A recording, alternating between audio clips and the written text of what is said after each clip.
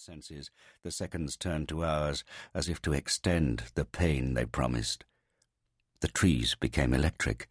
Their branches snapped, as if to attention, as if a fibrous thread of muscle, tight as steel, ran through the sap and suddenly tautened in fury or fear.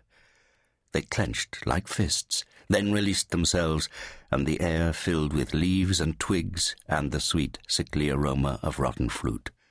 The blast of the cannon came to her, bringing with it a new odor, the sharp smell of cordite and burning.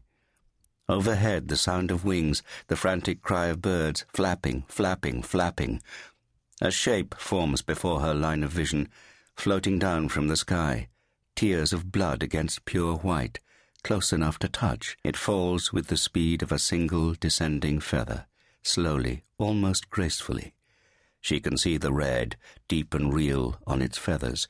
She can see the bloody gore around its neck, where the blast removed the head. At the back of her skull she can feel herself screaming. But there is no noise, there is no pain, there is no sensation at all. The world has become nothing but this single occurrence. A headless dove descends in front of her with an unearthly slowness. She watches its neck twitch frantically from side to side. She sees the blood pump and spill from its still beating heart. The drops fly slowly through the air, perfect red pearls, half frozen in their motion. They spatter her dress, her skin. She can see the red on her arms, sense it sticky on her neck.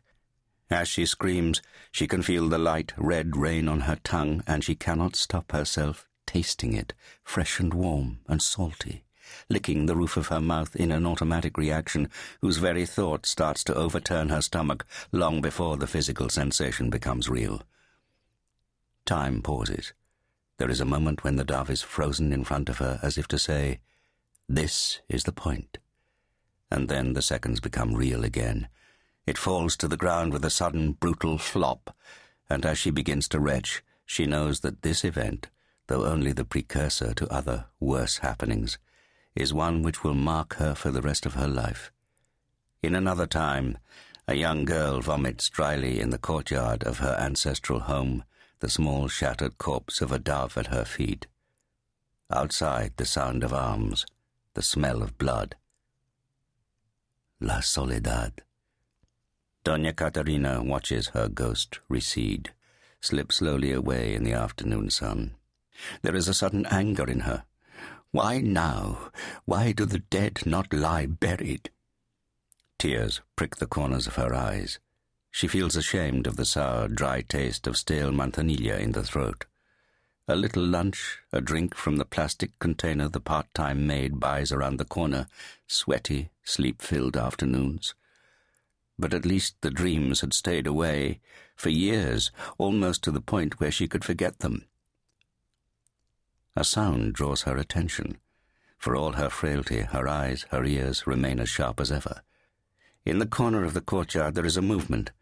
She watches as a figure darts behind a tangle of purple bougainvillea and scrambles for the far wall.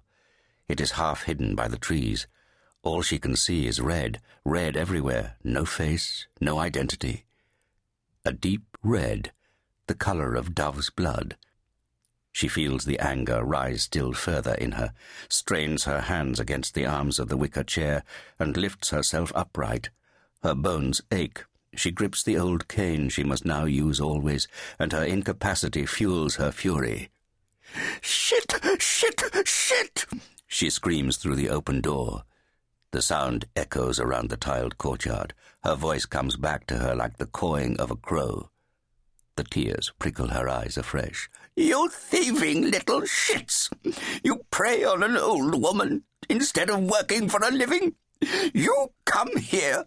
I give you what for! I shove my stick up your ass, you little shits!" There is a rustle of leaves from the corner of the courtyard, a grunt of exertion. The red figure lifts itself over the wall. She feels relief and shame for realizing it. These are her days. To wake, to eat, to sleep, then to count the pesetas, to make sure she can do the same tomorrow. And now, to shout at young thugs who come to rob her. She sits back in her chair.